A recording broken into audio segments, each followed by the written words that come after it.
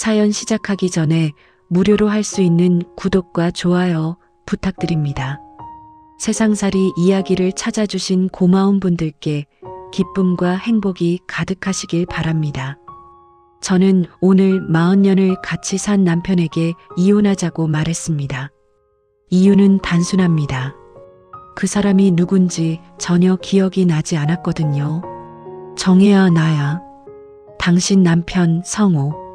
낡은 소파에 앉아있는 남자가 잔잔하게 웃으며 그렇게 말했습니다. 흰머리가 성성한데도 눈빛만은 또렷한 사람.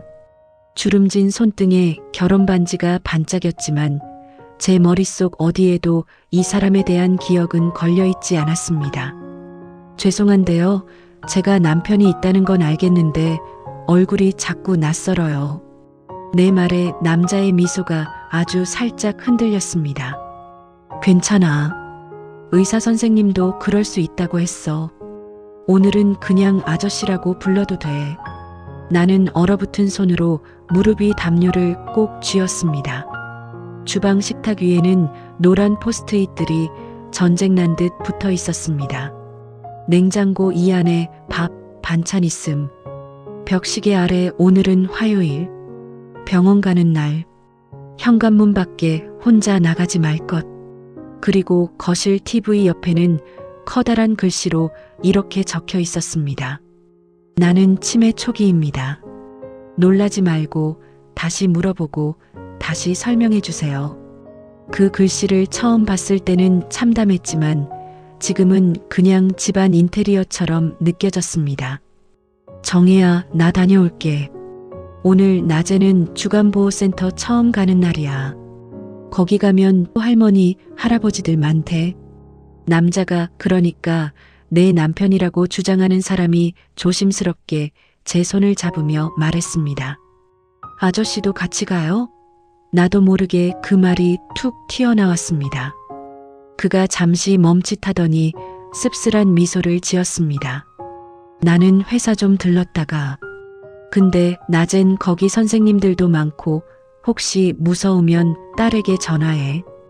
거실벽에 붙어있는 딸의 번호. 미진 10- 엄마 딸이라고 적힌 메모. 아저씨, 저 많이 이상해요?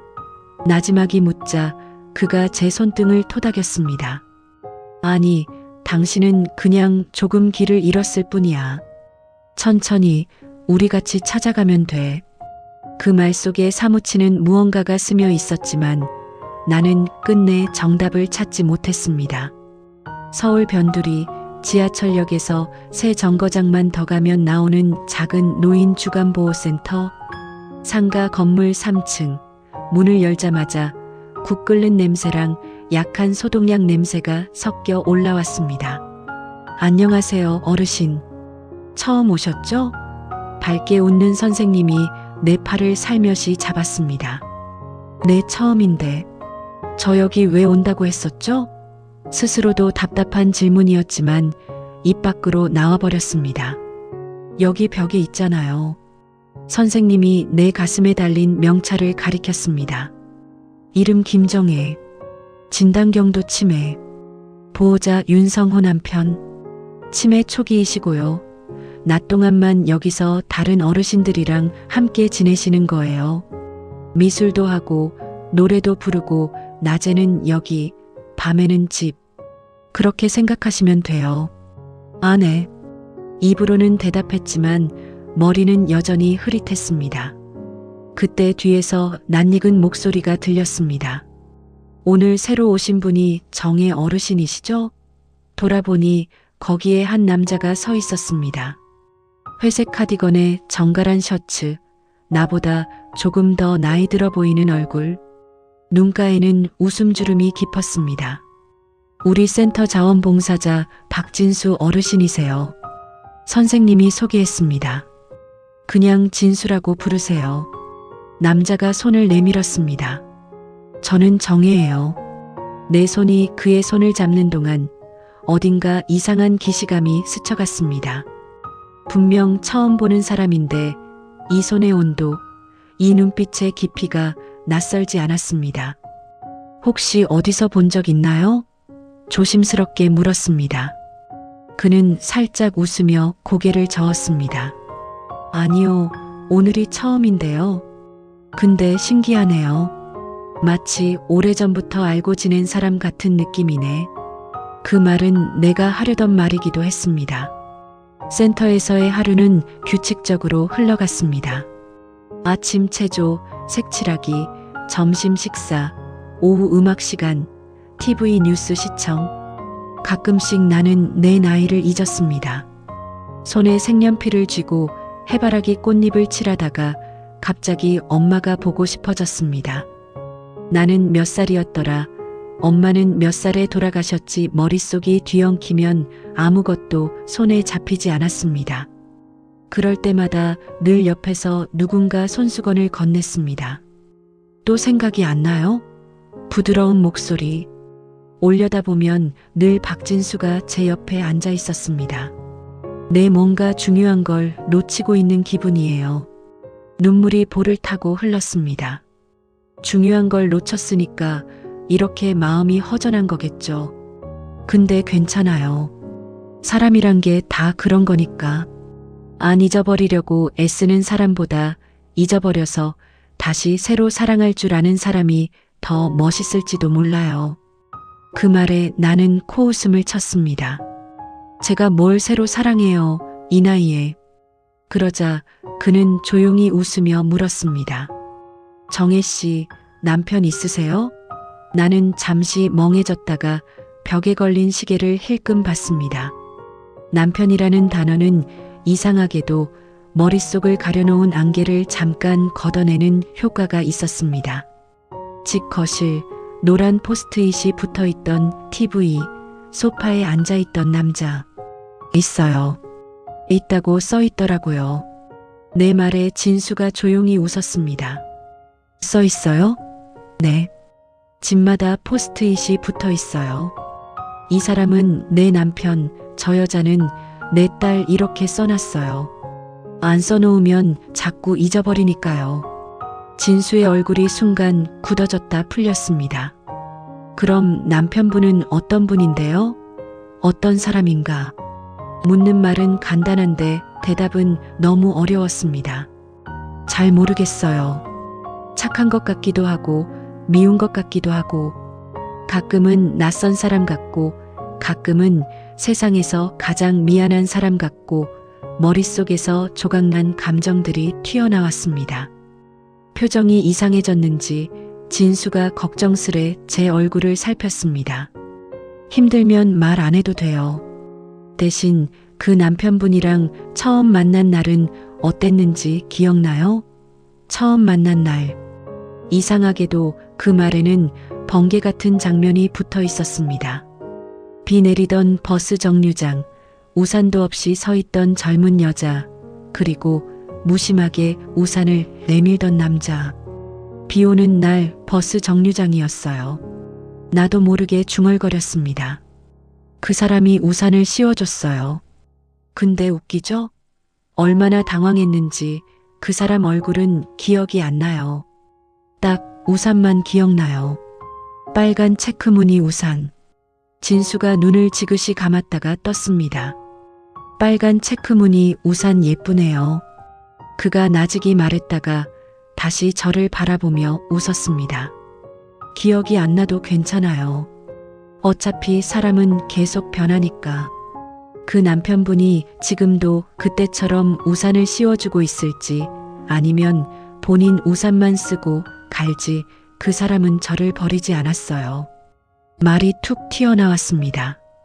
그건 기억나요. 몸이 아픈 건지 내가 이렇게 된 건지 어느 순간부터 그 사람 눈에 늘 미안함이 붙어 있었어요. 그래도 옆에 있더라고요. 그게 너무 미안해요. 진수는 조용히 제 손을 잡았습니다. 미안해하지 마요. 누군가의 옆을 평생 지켜주는 사람은 그 사람도 분명히 그렇게 살고 싶어서 그렇게 사랑해서 그러는 거니까. 그 말이 가슴 깊은 곳까지 내려갔습니다. 이상하게 이 남자와 이야기할 때만 되면 머릿속 안개가 다른 모양으로 흩어지는 느낌이 들었습니다.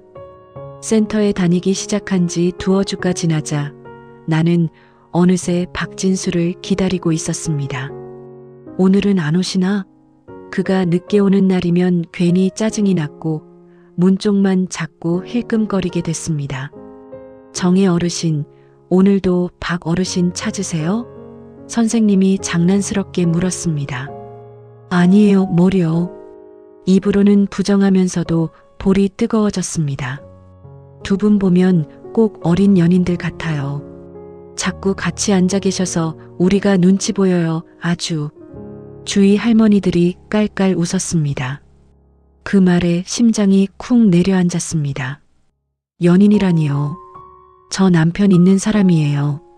얘기하다가 문득 정신이 번쩍 들었습니다. 남편, 집에 있는 그 남자, 내 손을 꼭 잡고 괜찮다라고 말하던 사람. 그런데 나는 지금 여기에 와서 다른 남자를 기다리고 있는 거였습니다. 센터에서 돌아오는 버스 안, 나는 창밖만 뚫어져라 봤습니다. 서울 시내의 붉은 신호등, 바쁘게 걷는 사람들, 손잡이를 잡은 내주름진 손. 내가 바람을 피우는 걸까? 그 생각이 떠오르는 순간 목이 바짝 말랐습니다. 집에 도착해 현관문을 열자마자 소파에서 TV를 보고 있던 남자가 벌떡 일어나 맞았습니다.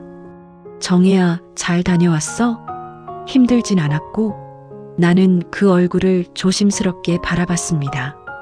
언젠가 이 사람이 내게 우산을 씌워준 적이 있었을까? 언젠가 이 사람이 내 옆에 누워 같이 웃은 적이 있었을까? 왜 그래? 어디 아파? 그가 걱정스레 묻자 나는 얼른 고개를 저었습니다. 아, 아니에요. 그냥 좀 피곤해서. 그날 밤 잠이 오지 않았습니다. 침대 옆 협탁 서랍을 열다가 낡은 앨범 하나를 꺼냈습니다. 거기에는 젊은 남녀가 어깨동무를 하고 해맑게 웃고 있었습니다. 여자는 분명 나였습니다. 그럼 옆에 있는 이 남자는? 사진 속 그가 반짝이는 눈으로 나를 바라보고 있었지만 현재의 그의 얼굴과 쉽게 겹쳐지지 않았습니다. 사진 밑에는 누군가의 글씨로 이렇게 적혀 있었습니다. 1985년 여름, 우리 첫 여행. 빨간 체크무늬 우산 잃어버린 날. 그 문장을 읽는 순간 가슴 한가운데에서 무언가가 터져 나왔습니다. 아, 이 사람이었구나. 빨간 체크무늬 우산, 버스 정류장, 비에 젖은 내 어깨, 그리고 그 위에 우산을 씌워주던 얼굴이 희미하게나마 떠올랐습니다. 손이 덜덜 떨렸습니다. 정혜야, 잠 안 와? 뒤에서 남편의 목소리가 들렸습니다. 나는 얼른 앨범을 덮었습니다. 아니에요. 그냥 사진 좀 보고 있었어요. 옛날 사진? 어때? 좀 생각나? 조금요. 근데요, 여보. 입에서 오랜만에 여보라는 말이 나왔습니다. 응? 우리 처음 만난 날 기억나요? 그가 잠시 멍해지더니 천천히 웃었습니다. 그럼 버스 정류장, 비 오는 날, 빨간 체크무늬 우산. 그걸 어떻게 내 인생에서 제일 중요한 장면인데 어떻게 잊어? 그는 당연하다는 듯 말했습니다. 당신이 그 우산 아래서 처음 날 봤을 때도 지금처럼 눈이 이렇게 떨리고 있었어. 그래서 그날부터 알았지. 아, 내가 이 사람 손 꼭 잡고 살아야겠구나. 그 말을 듣는데 누군가 내 가슴을 세게 쥐어짜는 것 같았습니다. 나는 조심스럽게 물었습니다. 여보, 나 이상한 말 해도 돼요?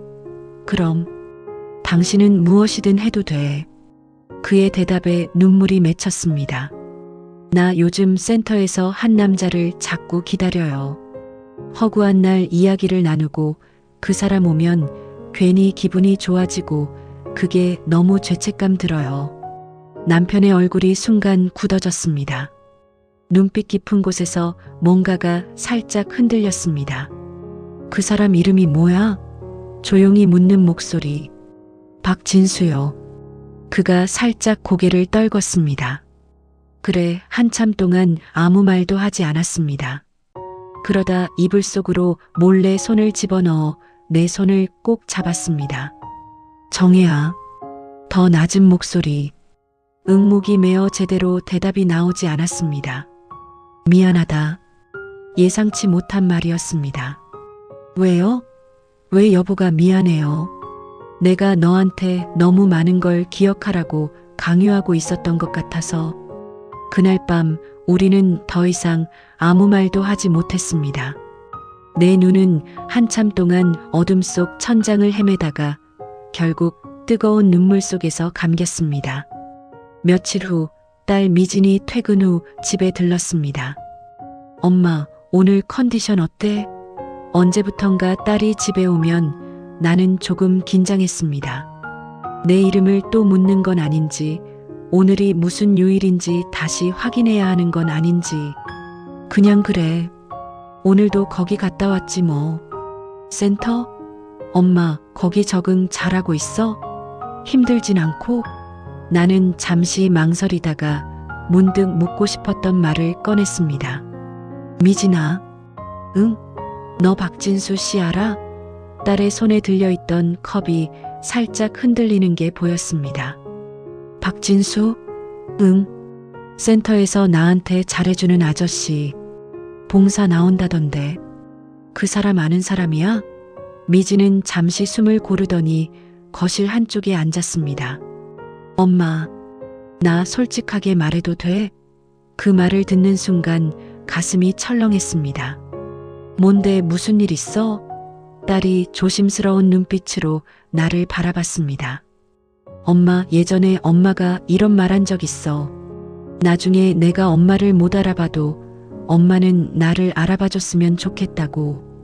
기억나? 나는 고개를 저었습니다. 그 말을 누구한테 했는데? 아빠한테. 아빠. 거실에 앉아있던 그 남자. 늘 나를 보며 미안한 얼굴을 하던 사람. 엄마, 아빠가 요즘 회사 다닌다고 했지? 응. 그러더니 옷도 잘 챙겨 입고 나가더라. 미진이 천천히 고개를 저었습니다. 아빠 회사 안 다녀. 아빠는 요즘 엄마랑 같은 센터 다녀. 말이 귀에서 제대로 해석이 되지 않았습니다. 같은 센터? 응. 아빠도 허리 안 좋고 무릎도 안 좋아서 원래 데이케어 센터 다니려 했는데 엄마가 치매 진단받고 나서 선생님들이랑 상의했어. 엄마가 남자 사람을 조금 더 편하게 느끼니까 아빠가 자원봉사자 이름으로 들어가 보는 게 어떻겠냐고. 머릿속이 하얗게 변해갔습니다.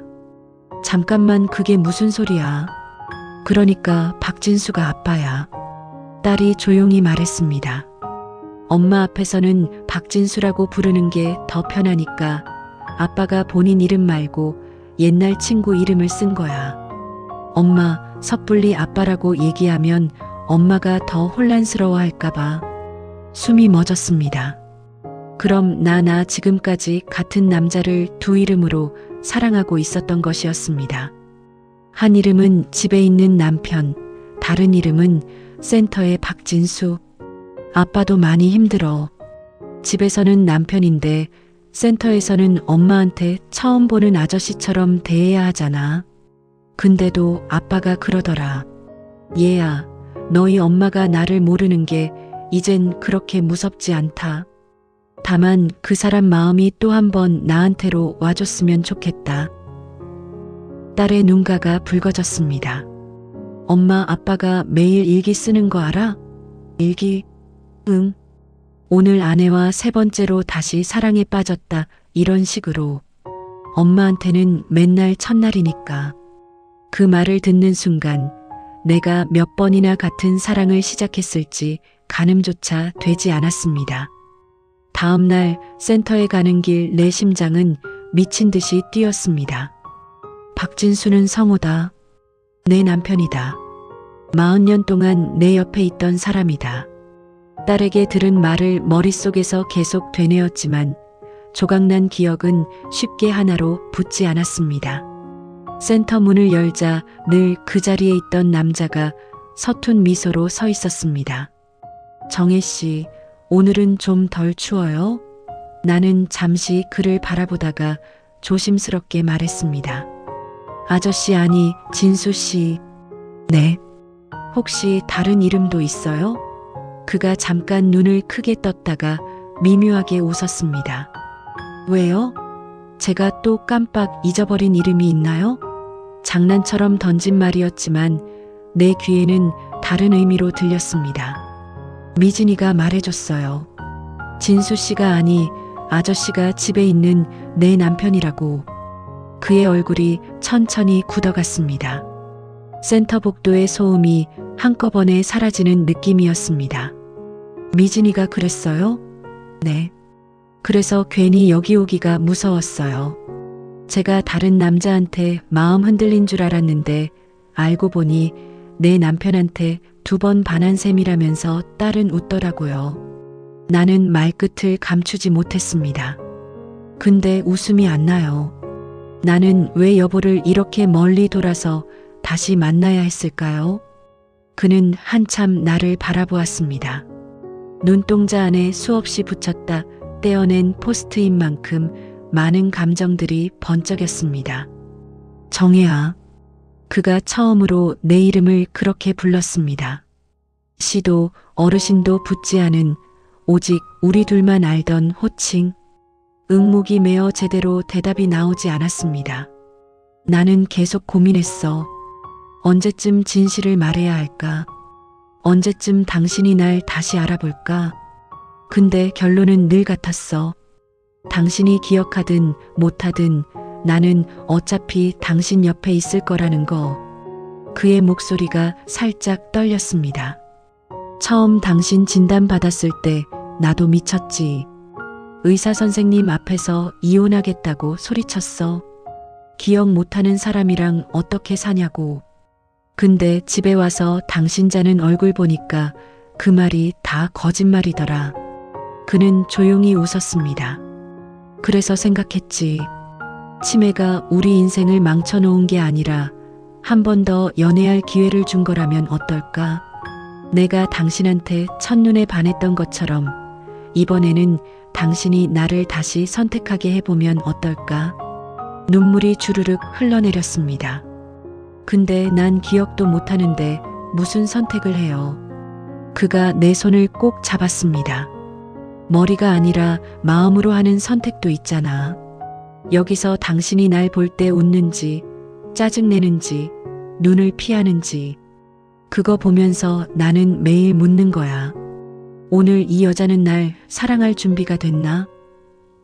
나는 숨을 크게 들이켰습니다. 그럼 오늘 대답은요? 눈물이 줄줄 흐르는 와중에도 바보 같은 질문이 입 밖으로 나왔습니다. 그가 조금 울먹인 얼굴로 웃었습니다. 오늘은 2번째 첫 만남이니까 다시 물어볼게.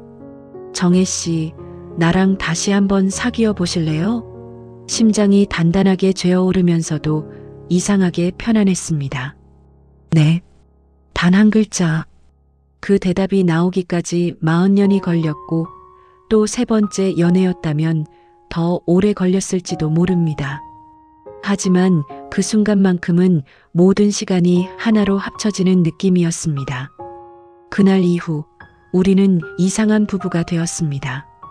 집에서는 여보, 성호 씨라고 부르고 센터에서는 진수 씨라고 불렀습니다. 어느 날 나는 장난처럼 물었습니다. 여보, 2 사람 중에 누가 더 좋아요? 집에 있는 나랑 센터에 있는 나. 그가 한참을 고민하는 척하더니 대답했습니다. 센터에 있는 당신. 왜요? 그 사람은 나를 처음 본 표정으로 보거든. 새로 반해주는 사람한테 누가 안 넘어가겠어. 그럼 집에 있는 나는요? 그 사람은 나를 너무 많이 알아. 어디 가서 딴짓했다간 머리끄덩이 잡힐걸? 둘 다 웃었습니다.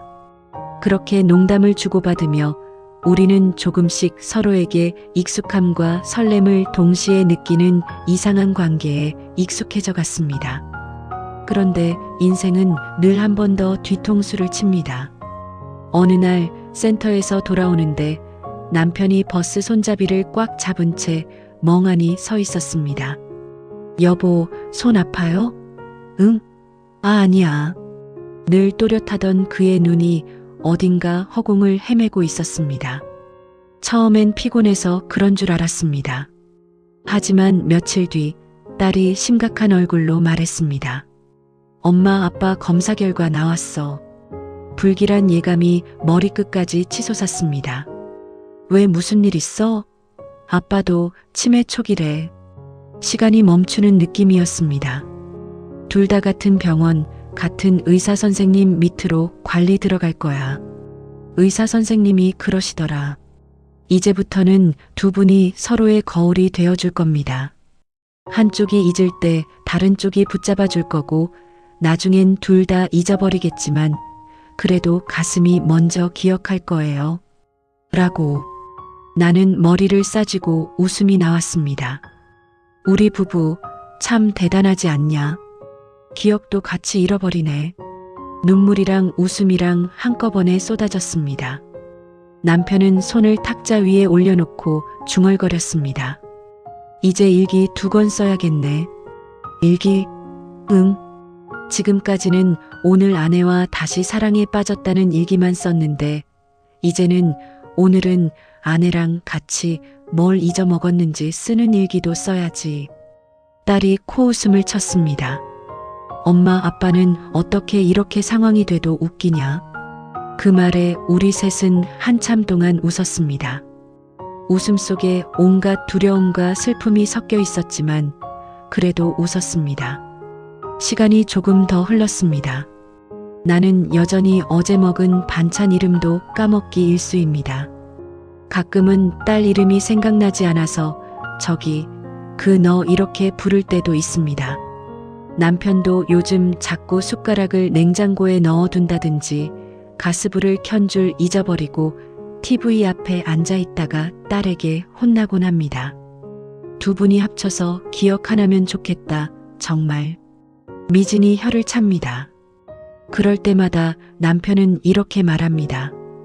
야, 우리가 기억을 합치면 지금까지 연애한 횟수가 몇 번인데, 내 엄마랑 5번은 다시 사랑에 빠졌는데 그걸 다 기억하면 너희 아빠 심장 버텨나? 나는 그 말에 늘 웃게 됩니다. 가끔은 무섭습니다. 언젠가 정말로 이 사람 얼굴조차 낯설어질까봐. 언젠가 딸을 보고도 누구세요? 라고 묻게 될까봐. 그러나 한 가지는 이상할 만큼 확실합니다. 같은 침대에 누워 잠들기 전 서로의 손을 잡고 있을 때면 머릿속이 아무리 텅 비어도 가슴 한가운데서부터 따뜻한 무언가가 차오릅니다. 여보. 응. 나 또 까먹을 수도 있어요. 여보 이름도, 우리 딸 이름도, 여기 집 주소도. 그럴 수 있지.